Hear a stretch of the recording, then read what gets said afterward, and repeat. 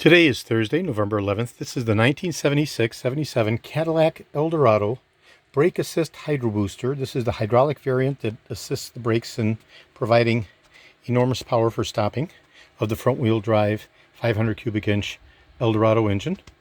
Okay, this unit has been completely disassembled. This is a period correct original vintage Hydrobooster that has been completely disassembled and fully restored, functionally validation tested, and is ready for shipment to my friend Roger as soon as I get his okay to ship reply confirmation.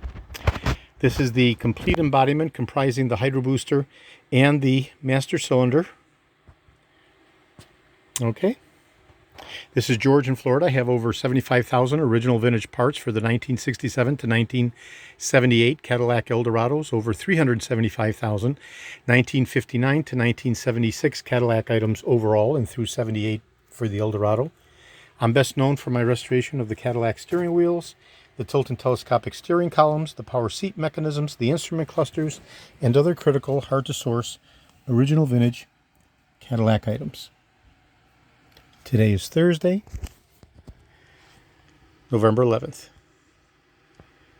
Thank you very kindly.